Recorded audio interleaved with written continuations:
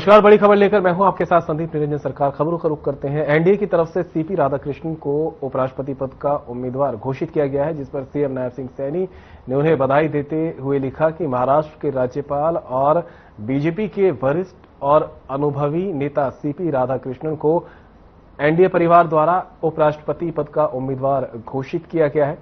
हम सभी के लिए ये गर्व और हर्ष का विषय है।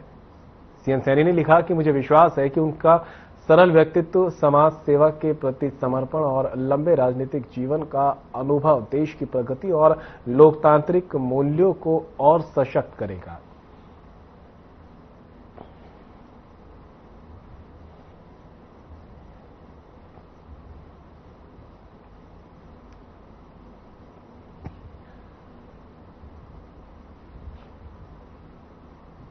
केंद्रीय वित्त मंत्री निर्मला सीतारमण को उनके जन्मदिन पर सीएम नायब सिंह सैनी ने बधाई दी। सीएम सैनी ने सोशल मीडिया पर बधाई संदेश जारी करते हुए लिखा कि केंद्रीय वित्त एवं कॉरपोरेट कार्य मंत्री निर्मला सीतारमण को जन्मदिन की हार्दिक बधाई। ईश्वर से प्रार्थना है कि आप सदैव स्वस्थ रहे, दीर्घायु हो और राष्ट्र की सेवा एवं प्रगति के लिए यूं ही अपने मार्गदर्शन से हमें प्रेरित करती रहें।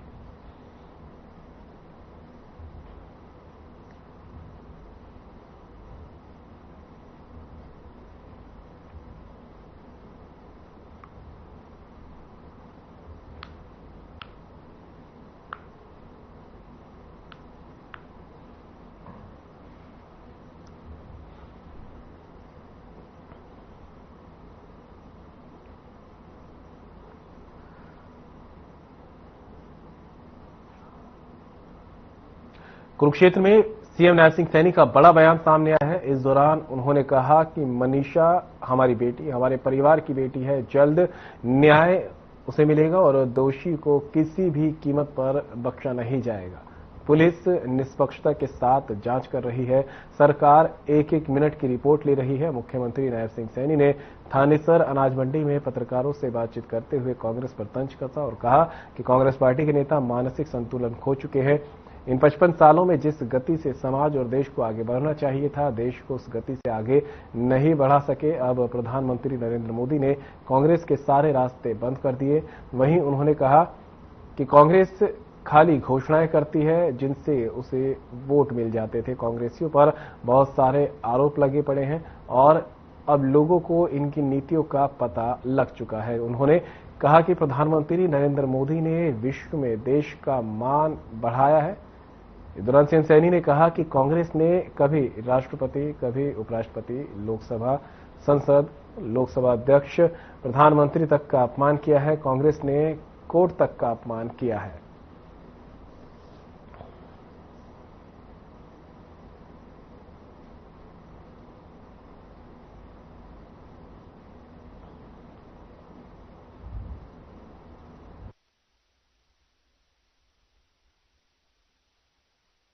देखिए, कांग्रेस पार्टी मानसिक संतुलन खो चुकी है। मैंने कहा है कि वो 55 सालों में जिस गति से देश को आगे बढ़ना चाहिए था या समाज को आगे बढ़ना चाहिए था, वो नहीं बढ़ पाए। गांधी परिवार बाकी नहीं बढ़ा कोई, या उसके नजदीक के बढ़ गए। ये फ्रस्ट्रेशन में है। अब क्या करें? मोदी ने रास्ते बंद कर दिए। इसलिए तो ये पहले खाली ताड़ियां बजवाते थे, ताड़ियां बजवा कर वोट ले लेते और खाली घोषणा करते।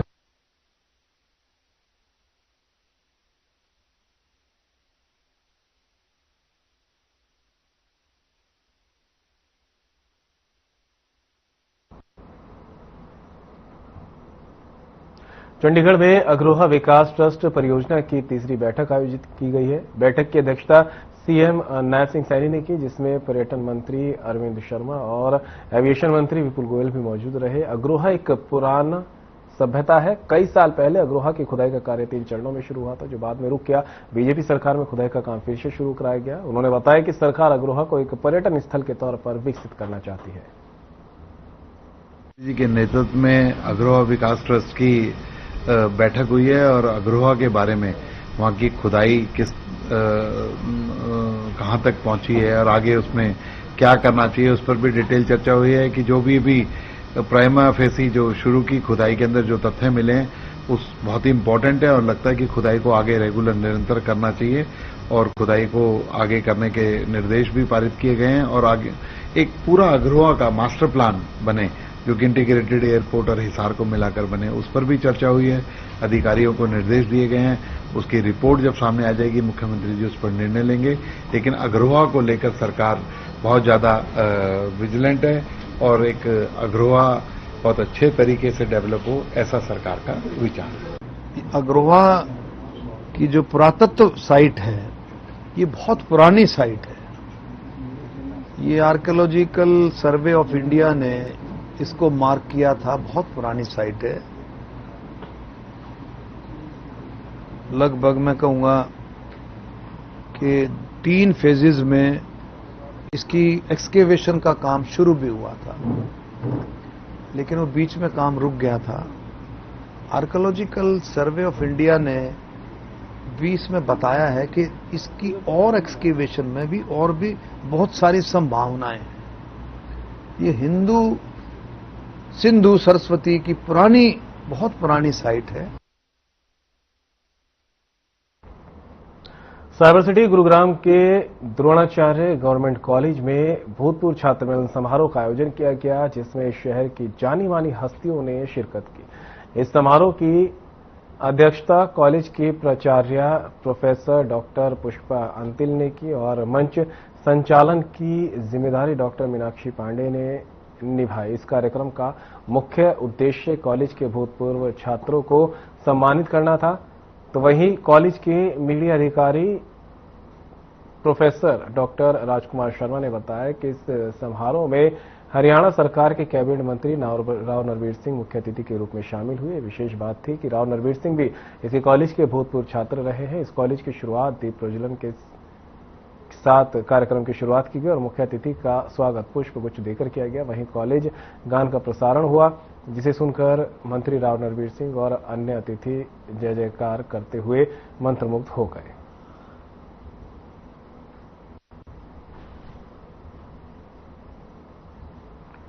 छात्र मिलन समारोह का आयोजन किया गया है और इस छात्र मिलन समारोह में हरियाणा कैबिनेट मंत्री राव नरवीर सिंह ने भी शिरकत की है। इस दौरान मंच पर संचालन करते हुए मंच संचालकों ने कहा कि ये गर्व की बात है कि इसी कॉलेज से मंत्री राव नरवीर सिंह भी पढ़े हैं और भूतपूर्व छात्र रह चुके हैं। इस दौरान कई गणमान्य लोगों ने भी कार्यक्रम में शिरकत की।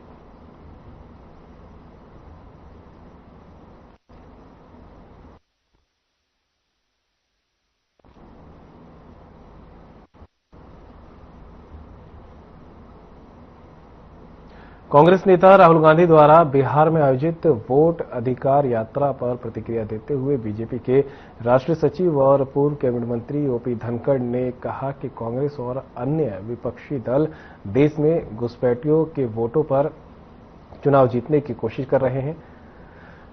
उन्होंने आरोप लगाया कि इन दलों को जब घुसपैठियों की जांच का सामना करना पड़ा तभी ये बौखलाए हुए हैं। झज्जर में बीजेपी की जिला कार्यकारिणी की बैठक में पहुंचे ओपी धनखड़ ने मीडिया से बातचीत करते हुए कहा कि विपक्षी दलों का उद्देश्य भारत की डेमोग्राफी में बदलाव करके सत्ता पर काबिज होना है। उन्होंने चुनाव आयोग जो एक संवैधानिक संस्था है उस पर सवाल उठाने को भी आलोचना की है। धनखड़ ने कांग्रेस पर यह आरोप भी लगाया है कि वे चुनाव आयोग को अपने समय में कठपुतली बनाकर रखा करते थे।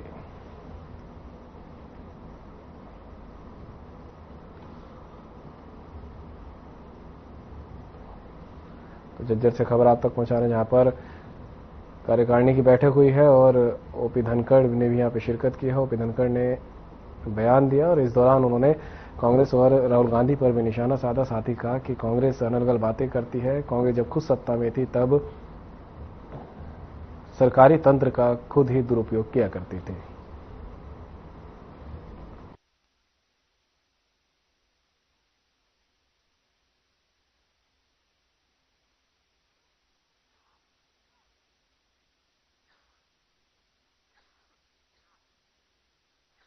देखिए, बहुत सारी पार्टियां जो घुसपैठियों के वोटरों पर चुनाव जीतना चाहती हैं। ये खेल बहुत वर्षों तक आसाम में भी चला बंगाल में भी चल रहा है, बिहार में भी। और चुनाव आयोग जब राहुल गांधी जी ने बहुत बड़े जोर शोर से महाराष्ट्र में मुद्दा उठाया तो उन्होंने बिहार में सघन परीक्षण शुरू किया। और जो ऐसे भारत की डेमोग्राफी चेंज करके भारत की सत्ता पर, भारत के राज्यों की सत्ता पर काबिज होना चाहते हैं, उनको वो भारत के में उनको मताधिकार मिलना चाहिए क्या? ये जो जांच हो रही है, इससे कुछ पार्टियां जो वोटों पर चुनाव जीतते हैं बौखलाई हुई है। सभी जिलों की कार्यकारिणी की बैठक अगले 2 दिनों में होने वाली है और आज झज्जर जिले की कार्यकारिणी हमारी बैठक हो रही है। विकास वाल्मीकि जी के नेतृत्व में एक तरह से ये पहली कार्यकारिणी की बैठक है, तो मैं पहले तो बधाई देता हूं विकास जी और की सारी टीम को। और आज की बैठक में हम जहां पार्टी की विचारधारा, पार्टी का विकास, इतिहास विकास, आने वाले जो कार्यक्रम हैं, हमारा जो सेवा पखवाड़ा प्रधानमंत्री नरेंद्र मोदी जी के जन्मदिन से शुरू करके 17 सितंबर से 2 अक्टूबर तक, इसमें दीनदयाल उपाध्याय जी की जयंती भी 25 अक्टूबर आती है, तो उसके कार्यक्रम, तो आगामी कार्यक्रमों की योजना हम इसमें बनाएंगे। हमारे पिछले जो कार्यक्रम हुए हैं, अभी 15 अगस्त पर तिरंगा यात्राएं निकाली हैं, हर घर तिरंगा फहराने का अभियान चला है, कल ही हम शामिल होकर आए हैं। एक शानदार URE2 जो है और द्वारका एक्सप्रेसवे का जो बचा हुआ हिस्सा है उसके जो उद्घाटन हुए, तो उस सब में हम झज्जर जिले के हजारों की संख्या में कल हम सब लोग वहीं थे। प्रधानमंत्री जी ने किया, एक नई सौगात इसको मिली है। तो जो भी एक विकास जी का कार्यकाल जब शुरू हुआ उससे अब तक के कामों की समीक्षा भी करेंगे।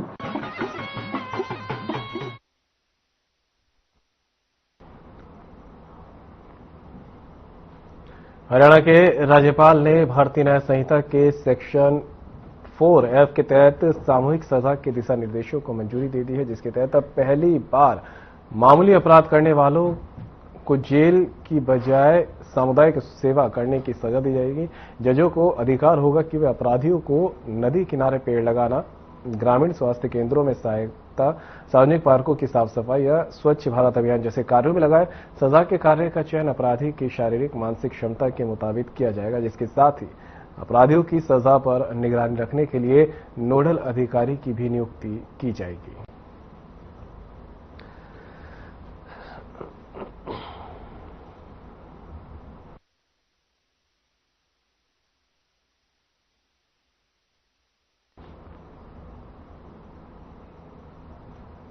रेवाड़ी जिले के मनेठी गांव में 35 साल के नवीन का शव शमशान घाट के रास्ते पर पाया गया। मृतक स्थानीय निवासी और पेशे से वाहन ड्राइवर था। स्थानीय लोगों ने सुबह शव देखा और तुरंत खोल थाना पुलिस को इसकी सूचना दी। घटनास्थल पर डीएसपी जोगेंद्र, खोल थाना पुलिस और सीन ऑफ क्राइम टीम पहुंची।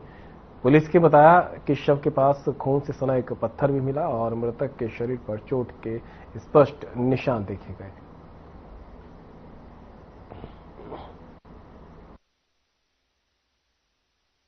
कृष्ण कुमार, इसका हमें कुछ नहीं पता, लेकिन सुबह हमारे पास मैसेज आया कि भाई ऐसे ऐसे वहां पे गिरे हुए हैं, तो हमने जाके देखा और उनकी शिकायत की तो नवीन कुमार वहां पे गिरा हुआ था, जिनके सर में चोट थी और काफी खून बहा हुआ था। क्या लग रहा है सर में चोट, और इसके पास से कुछ पड़ा भी नहीं? हाँ, इसके हाथ में पत्थर था और इनकी यहाँ पे आपस में छिन्ना झपटी हुई है, तो हत्या लग रही है। हाँ, मनेठी गांव से कॉल आया था कि यहाँ पर शमशान घाट के रास्ते में एक डेड बॉडी पड़ी है, तो पुलिस मौके पे पहुंच गई है और यहाँ पर एक लड़का है लगभग 35 साल का, जिसका नाम नवीन कुमार है। और अभी हम लोगों ने यहाँ पर हमने सीन ऑफ क्राइम टीम को बुलाया और हमने अपनी टीमें गठित करके लगा दी गई है और इसमें प्राइमा फेसी में है कि इसको चोटें आई हुई है और अभी डेड बॉडी को पोस्टमार्टम के लिए भेजा जाएगा और जो चीज सामने आएगी।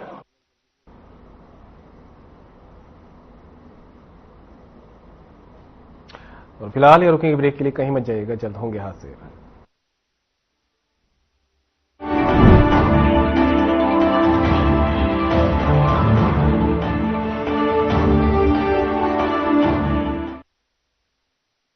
क्या आप जिम जाते हैं, कसरत करते हैं, फिर भी आपकी सेहत नहीं बनती?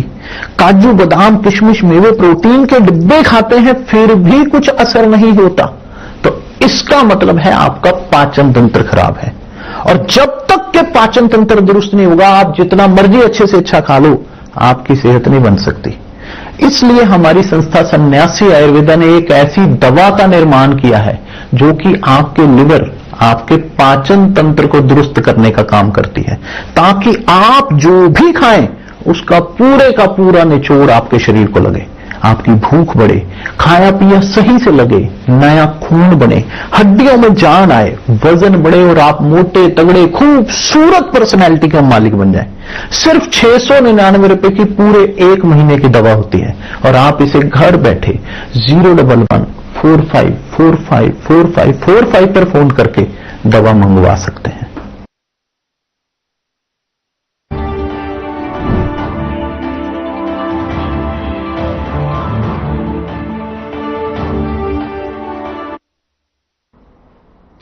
ब्रेक के बाद आप सभी का स्वागत है। खबरों में आगे बढ़ते हैं। नारनौल के पास स्थित गांव कोरियावास में बना मेडिकल कॉलेज का नामकरण विवादों के घेरे में आ खड़ा हुआ है, जहां कॉलेज का नाम महर्षि च्वेन ऋषि मेडिकल कॉलेज रखने के फैसले के विरोध में स्थानीय लोगों ने प्रदर्शन शुरू कर दिया है, जिस पर विरोध जताते हुए लोगों ने मेडिकल कॉलेज की नेम प्लेट तोड़ दी और कॉलेज का नाम स्वतंत्रता सेनानी राव तुलाराम के नाम पर रखने की मांग की है।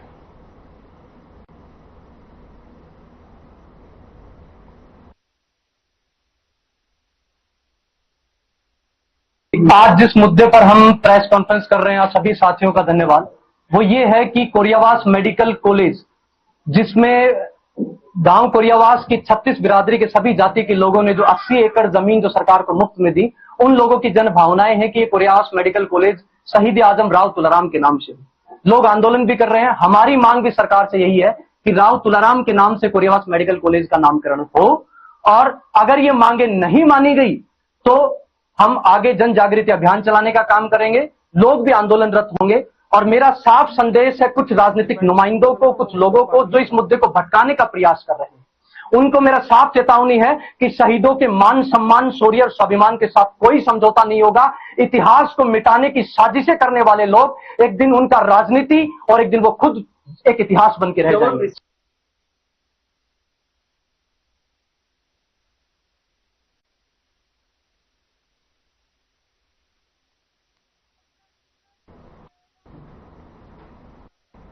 भिवानी में हुए मनीष हत्याकांड के खिलाफ जिला स्वामी सभा ने जोरदार विरोध प्रदर्शन किया है और मुख्यमंत्री के नाम इस दौरान ज्ञापन भी सौंपा और हत्यारों को जल्द पकड़कर कड़ी से कड़ी सजा देने की मांग की गई है। वहीं इस सभा के सदस्य नरेश स्वामी ने कहा कि मनीषा की हत्या 11 तारीख को की गई थी और पोस्टमार्टम रिपोर्ट के मुताबिक आज 7 दिन बीतने के बावजूद हत्यारे गिरफ्तार नहीं हुए। उन्होंने कहा कि हम हरियाणा के मुख्यमंत्री से अपील करते हैं कि इन दरिंदों को जल्द से जल्द गिरफ्तार किया जाए।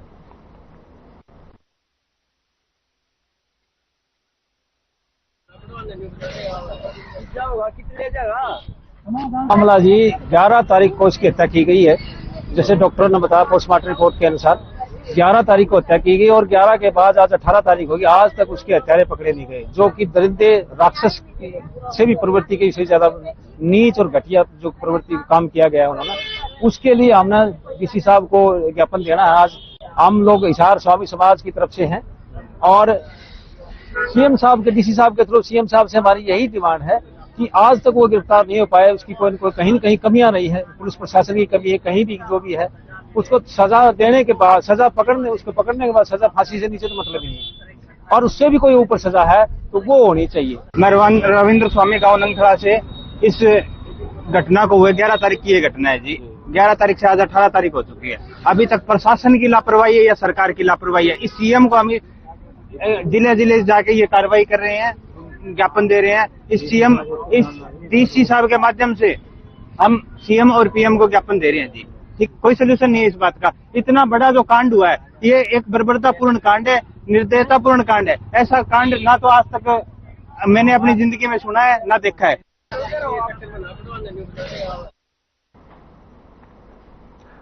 सर्व कर्मचारी संघ के संबंधित PWD mechanical workers union register number 44 मुख्यालय चरखी दादरी के जिला कमेटी हिसार ने राज्य कमेटी के निर्देशानुसार युक्तिकरण के नाम पर सिंचाई विभाग में भारी संख्या में पदों की कटौती पर सेवा नियमों में त्रुटियों को ठीक न करने पर और लंबे समय से पदोन्नति के खाली पदों को भरने की बजाय समाप्त करने और आमकद के जरिए चतुर्थ श्रेणी के कर्मचारियों की तरक्की की रोक के विरोध में अधीक्षक अभियंता सिंचाई विभाग हिसार को ज्ञापन सौंपा।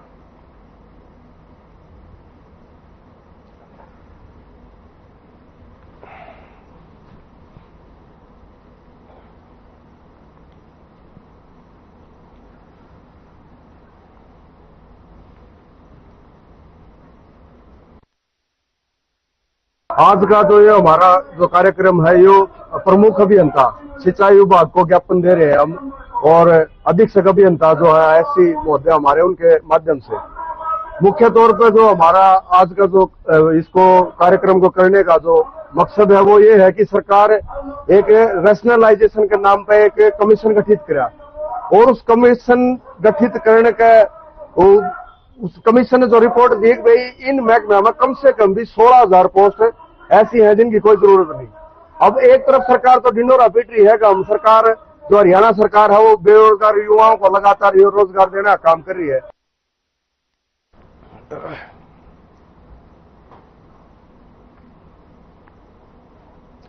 जासूसी के आरोप में पकड़ी गई हिसार की यूट्यूबर ज्योति मल्होत्रा की आज हिसार कोर्ट में वीडियो कॉन्फ्रेंसिंग के जरिए पेशी की गई।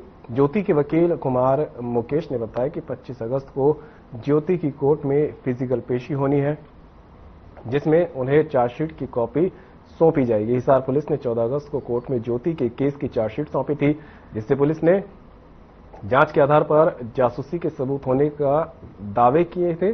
जांच में जुड़े पुलिस सूत्रों से कई अहम खबरें सामने आई हैं। हालांकि चार्जशीट की कॉपी अभी किसी को नहीं मिली है, इस वजह से औपचारिक तौर पर पुलिस के दावों की पुष्टि नहीं हो सकी है।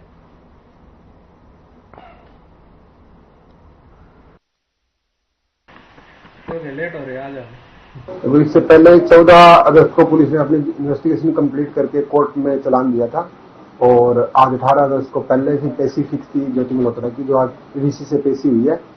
और अब ज्योति मल्होत्रा को चालान हैंडओवर करना है, तो इसलिए अदालत ने अब एक हफ्ते के बाद में अगले सोमवार को 25 अगस्त की डेट लगाई है, और ऑर्डर किया उनको फिजिकली कोर्ट में पेश किया जाएगा। तो टोटल कितनी देर के बाद इन्वेस्टिगेशन करने के बाद ये जो चालान पेश? देखो, इस मामले में टोटल पुलिस के पास 90 दिन का टाइम था, और पुलिस ने पूरे 90 दिन लिए। लास्ट दिन 14 अगस्त को इन्वेस्टिगेशन कंप्लीट करके कोर्ट में चालान पेश किया। तो ये मुकदमा कब दर्ज हुआ था? ज्योति को कब गिरफ्तार किया गया था? ज्योति के खिलाफ सिविल लाइन थाना ने 16 मई को एफआईआर लॉन्च की थी, ऑफिसर सीक्रेट एक्ट की धारा 3, 4 एंड 5 एंड भारतीय न्याय संहिता की धारा 152।